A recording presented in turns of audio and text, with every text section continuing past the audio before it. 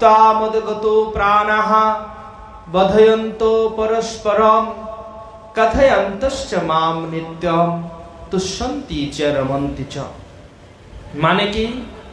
মানে হলো যে মচ্চিত্তা মদগতো প্রাণা, যারা আমাতে চিত্ত অর্পণ করেছে, যারা আমার প্রেমী ভক্ত, মদগত প্রাণা, যারা মদগত প্রাণ, এই সকল ভক্তদেরকে যখন পরস্পরে দেখা হয় তারা কি করবে, তারা কি করে? বোধয়ন্ত পরস্পরম, তারা পরস্পরের মধ্যে বার্তালাপ করে, পরস্পরের মধ্যে কথা আলোচনা করে। কি কথা? আমার কথা, আমার কথা মানে কৃষ্ণের কথা আলোচনা করে। বোধয়ন্ত পরস্পরম কথয়ন্তশ্চ মাম নিত্যম তুষ্যন্তি চ রমন্তি চ। এইভাবে তারা পরস্পরে আমার কথা আলোচনার মাধ্যমে রমন্তি চ, আনন্দ লাভ করে, তুষ্যন্তি চ, তুষ্টি লাভ করে। সুতরাং আমাদের যখনই আমরা সময় পাই জীবনে, যখনই আমাদের জীবনের সৌভাগ্য ঘটে, আমাদের উচিত পরমেশ্বর ভগবানের মহিমা শ্রবণে নিমগ্ন হওয়া। আমি এটা বিশ্বাস করি যে যত প্রকার এই গ্রাম্য কথা প্রলাপ, পরনিন্দা, পরচর্চা পরিত্যাগ করে আপনারা এখানে সমাগত হয়েছেন ভগবানের কথা শুনবার জন্য, ভগবানের মহিমা শুনবার জন্য। এখানে কিন্তু সবাই আসক্ত হয় না। এই কৃষ্ণ কথায় আসক্ত হবার জন্য পূর্ব জীবনের সুকৃতির প্রয়োজন অথবা তার লোভ প্রয়োজন। শ্রীল রূপ গোস্বামী বললেন, কৃষ্ণ ভক্তি রসভাবিতামতি ক্রিয়তাং যদি কুত্রপি লভ্যতে অত্র লৌলম মূল্যম একলম জন্ম কোটি সুকৃতই ন লভ্যতে। যদি কোথাও কৃষ্ণ ভাবনামৃত অর্থাৎ কৃষ্ণ কথামৃত যদি কোথাও পাওয়া যায়, কৃষ্ণ ভক্তি যদি কোথাও পাওয়া যায়, অবশ্যই সেটি গ্রহণ করা উচিত।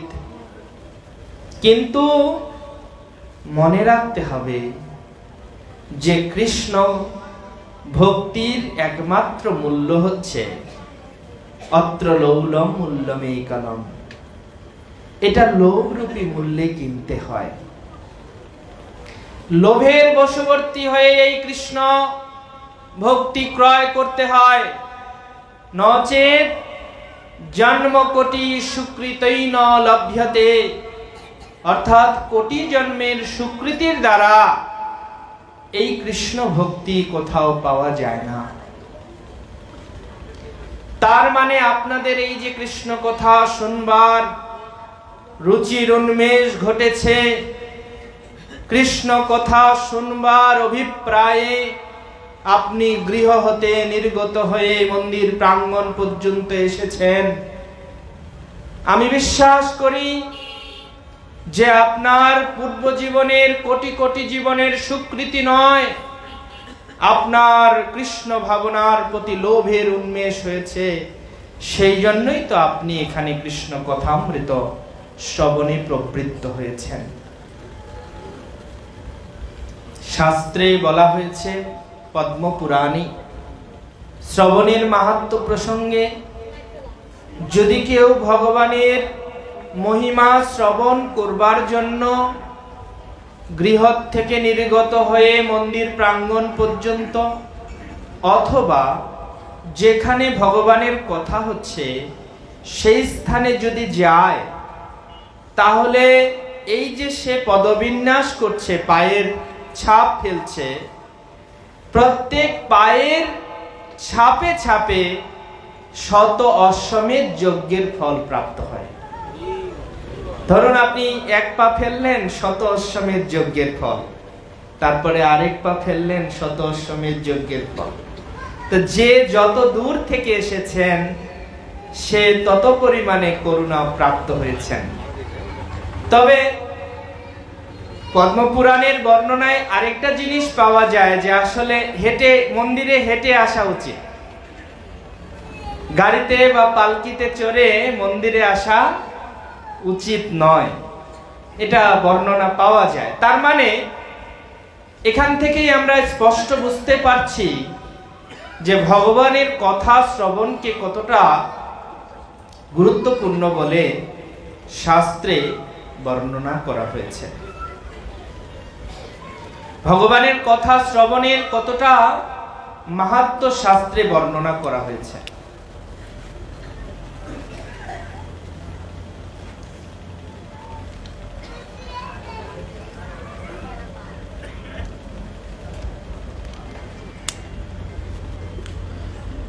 ভাগবতে বলা হলো যে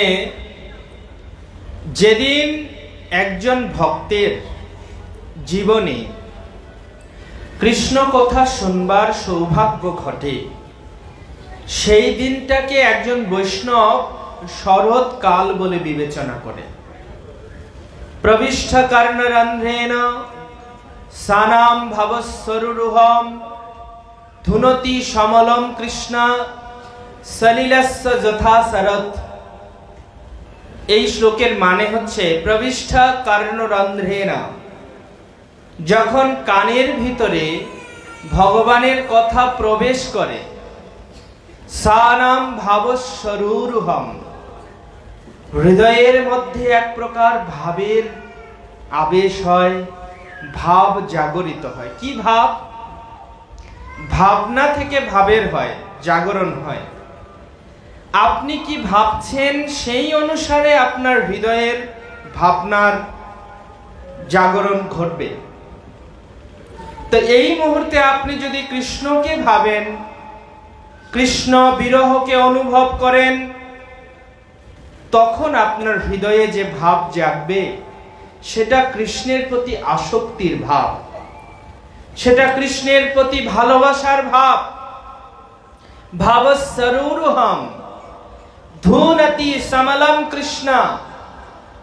ঠিক যখন আপনার হৃদয়ের মধ্যে কৃষ্ণের প্রতি এই ভালোবাসার ভাব জাগ্রত হলো, ঠিক তখনই সমলম, আপনার হৃদয়ের যত প্রকার মলিনতা, আপনার হৃদয়ের যত প্রকার কলুষতা আছে, সব কলুষতা অনায়াসে বিনষ্ট হয়ে যায়।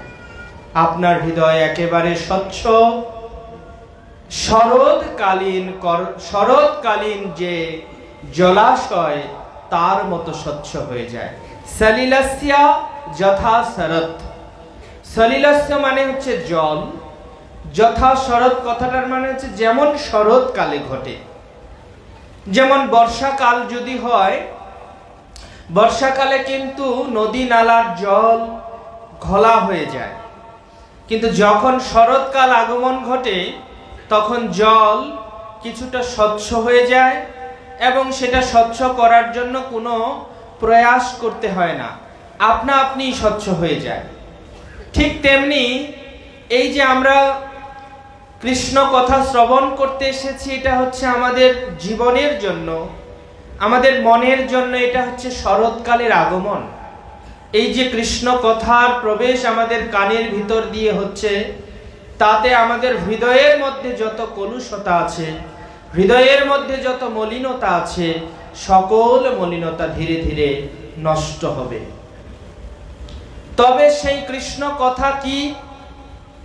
কৃষ্ণ কথার মানে হচ্ছে কৃষ্ণের তত্ত্ব বিষয়ক কথা, অথবা কৃষ্ণের লীলা কথা, অথবা যে সকল কথা কেবল কৃষ্ণেরই কৃতিত্বের দাবিদার, কেবল কৃষ্ণেরই মহিমা প্রশংসা, সেইটাই হচ্ছে কৃষ্ণ কথা। যে কথা পরমেশ্বর ভগবান শ্রীকৃষ্ণ অর্জুনকে লক্ষ্য করে 10ম অধ্যায়ের 9 নম্বর শ্লোকে বর্ণনা করছেন, মচ্চিত্তা মদগতো প্রাণাঃ বধয়ন্তো পরস্পরম কথয়ন্তশ্চ মাম নিত্যম তুষ্যন্তি চ রমন্তি চ। মানে কি? মানে হলো যে মচ্চিত্তা মদগত প্রাণা, যারা আমাতে চিত্ত অর্পণ করেছে, যারা আমার প্রেমী ভক্ত, মদগত প্রাণা, যারা মদগত প্রাণ, এই সকল ভক্তদেরকে যখন পরস্পরে দেখা হয় তারা কি করবে, তারা কি করে? বোধয়ন্ত পরস্পরম, তারা পরস্পরের মধ্যে বার্তালাপ করে, পরস্পরের মধ্যে কথা আলোচনা করে। কি কথা? আমার কথা, আমার কথা মানে কৃষ্ণের কথা আলোচনা করে। বোধয়ন্ত পরস্পরম কথয়ন্তশ্চ মাম নিত্যম তুষ্যন্তি চ রমন্তি চ। এইভাবে তারা পরস্পরে আমার কথা আলোচনার মাধ্যমে রমন্তি চ আনন্দ লাভ করে, তুষ্যন্তি চ তুষ্টি লাভ করে। সুতরাং আমাদের যখনই আমরা সময় পাই জীবনে, যখনই আমাদের জীবনের সৌভাগ্য ঘটে, আমাদের উচিত পরমেশ্বর ভগবানের মহিমা শ্রবণে নিমগ্ন হওয়া। ভাগবতের কথা, শ্রীমদ্ ভগবত গীতার কথা, পুরাণের কথা, রামায়ণের কথা, মহাভারতের কথা, সকল ধর্মশাস্ত্রের কথা, যে সকল আমাদের আত্মোন্নতি করে, যে সকল কথা আমাদের চিত্তকে দ্রবীভূত করে, যে সকল কথা আমাদেরকে এই জড় অবস্থা থেকে চিন্ময় স্তরে নিয়ে যায়, সেই সকল কথা আমাদের বারবারই শোনা উচিত। তা না হলে এই জগতে তো কথার অভাব নেই, চারিদিকে কথা আর কথা। বাজারে দেখবেন শুধু কথা, চায়ের দোকানে দেখবেন শুধু কথা, কিন্তু সেই কথা তো আপনার চিত্তকে পবিত্র করবে না। যদি কারণ নিন্দা চর্চা হয়, সে কথা আপনার চেতনাকে কলুষিত করবে। যেখানে পরচর্চা, পরনিন্দা হয়, সে কথা আপনার হৃদয়কে কলুষিত করে, সেই ব্যক্তির প্রতি ভ্রান্ত ধারণা আপনার ভিতরে সৃষ্টি করে। সুতরাং বিশেষত নিন্দা শ্রবণের ব্যাপারে, নিন্দা করার ব্যাপারে সাবধান থাকা উচিত। একে বলা হয়েছে প্রলাপ। ব্যাঙ অনেক শব্দ করে, কিন্তু শব্দ করলে কি হয় জানেন? ব্যাঙ শব্দ করার মাধ্যমে সাপ অদূরে বুঝতে পারে যে ওইখানে আমার খাদ্যটি রয়েছে, ফলে সাপ সেখানে গিয়ে ব্যাঙকে ধরে ফেলে। এবার ব্যাঙ যদি চিৎকার না করে, তাহলে সাপ কিন্তু বুঝতে পারবে না যে ব্যাঙ কোথায় আছে। তো ব্যাঙের মতো চিৎকার করা বা কথাবার্তা বলা, সেইগুলো তো কথা নয়।